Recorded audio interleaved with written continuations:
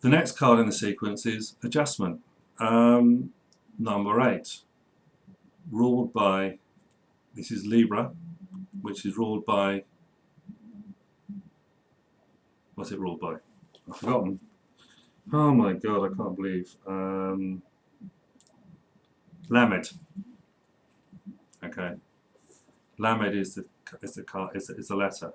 Now this is not in sequence, okay, because the Golden Dawn famously transposed the Justice card with the Lust card, because the Lust card, Teth, is the letter that comes after Cheth, but it's not. They transposed it to Adjustment. Also, Crowley changed the name of Adjustment from Justice as well. So Justice is balance. Adjustment is changes you make to maintain the equilibrium of the universe, which we had in the Lovers card. So there's the woman girt with the sword, which is mentioned in the Hierophant card. Okay, so just see the way these things swing backwards and forwards between the cards. No card is an island. All of them have something that's the previous one or the next one to come. Okay, it's almost like they're predictions within themselves. So what do we have? So the card represents Libra ruled by Venus. In it, Saturn is exalted. So this goes back to the formula of the Tetragrammaton, which I didn't really touch. The formula of the Tetragrammaton is about the generation of the 4 elements, Yod, He, Vau, He, which is inherent within the full card, expressed more within the Magus card, and it continues through this. And this brings in the idea of, because there are only 3 mother letters, fire, air and water, earth is missing, so you've got to find it from somewhere else. Otherwise you end up with incest, basically. So, and of course, this card at Libra Owl brings in the Book of the Law as well, so we're very much in that sort of territory. So it says, the figure is that of a young and slender woman poised exactly upon toe tip. She is. She is crowned with the ostrich plumes of Mart, the Egyptian goddess of justice, and on her forehead is the Uraeus serpent, lord of life and death. She is masked, another masked card. We had that with the Lovers card as well, and we'll also have that with the Hermit card too. You can't see the face. You kind of see it sort of with the High Priestess too. And her expression shows a secret, intimate satisfaction in her domination of every element of disequilibrium in the universe. That's a contradiction, isn't it? Because balance, well, it isn't really, because you kind of balance, it suggests imbalance too. You know, you got to, if you didn't have balance, you wouldn't have imbalance. They kind of go together. And this condition is symbolized by the magic sword, which he holds in both hands, and the balance or spheres in which he weighs the universe. And you can see obvious sexual phallic connotations with all this as well. And then he says they are the Eudex and Testes of final judgment. So we're in this whole kind of thing as well. She poises herself before a throne composed of spheres and pyramids, 4 in number, symbolizing law and limitation. We're back to Hesed here with the 4s, if you remember when we went through the 4 cards, the 4 4s. So this trump represents the woman satisfied. Satisfied? Yeah. Equilibrium stands apart from many individual prejudices, therefore the card title in French should rather be Justesse. And they also see her, he sees her as the woman goddess, as Harlequin. She is the partner and fulfillment of the Fool. He's doing pretty well, isn't he? The Fool is the partner of the High Priestess, and now is also the partner of Harlequin in here as well.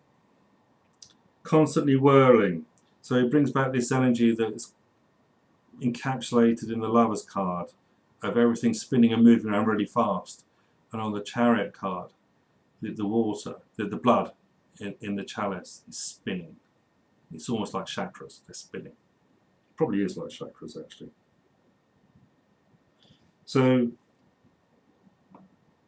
and then he goes on to say, more than this, she is the complete formula of the dyad, the duality.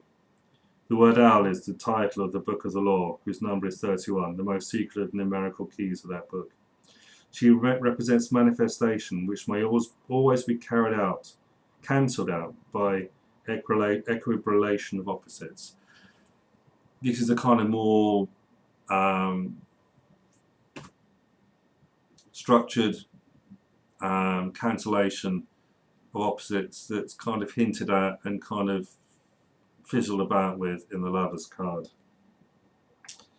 Her attributions developed this thesis. Venus rules the sign of the balance, Libra, and that is to show the formula, love is the law, love under will. We had echoes of that again, if you remember, with the card Venus, where the Empress talks about love and love. Okay. And again, he mentions the woman satisfied. He mentions that at least 3 times, I think. The woman satisfied. So if you haven't got the point yet, you should do. And if you didn't get it, he says, they hold the hands hold the hilt of the phallic sword of the magician.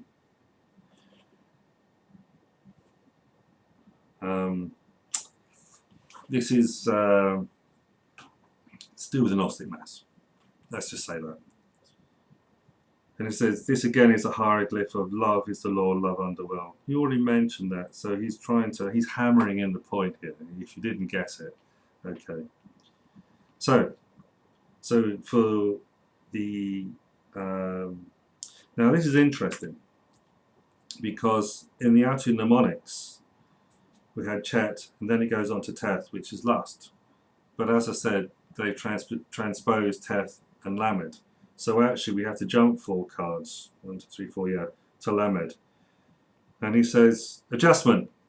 Rhythm writhes through every act. Wild is the dance, its balance is exact. Nice kind of rolling couplet there. So rhythm, because it's an interesting thing, because this kind of reflects with the Queen of Swords, who is the widowed woman, who's the antithesis of the satisfied woman. The widowed woman's getting no sex. And also the attribute of the Queen of Swords is the idea that she loves to dance and is very balanced as well. So it's interesting little ideas, just throwing them in there, just to see if you're awake. So, what is, you might say, the verse for this one? And it is number 8. He has actually gone back to, the mnemonics had it out of order, but in the verses he's got it back in order. So after the 7 we have the 8, and it says, balance against each thought its exact opposite, for the marriage of these is the annihilation of illusion. This idea of balancing things, and they cancel things out, and this, because all thoughts are an illusion because they're a manifest. So he's cancelling them out and taking them back to the purity. Didn't mention, well, apart from marriage, they didn't mention sex, did he? So, so rather than just giving a list of words, he kind of almost makes a sentence here for the meanings of the cards. Justice, or rather justesse, the act of adjustment, suspension of all action, pending decision, which is what happens when you're waiting for the judgment of the court to, you know, pronounce on high whatever the judgment the judge is going to give. But material matters may refer to law, suits or prosecutions, socially marriage or marriage agreements, blissfully treaties. It's the 7th house, legal matters and partnerships between people and all these things. It's pretty much, if you know the Rider-Waite deck, you're kind of in the right era anyway. So, what's the next one? The Hermit.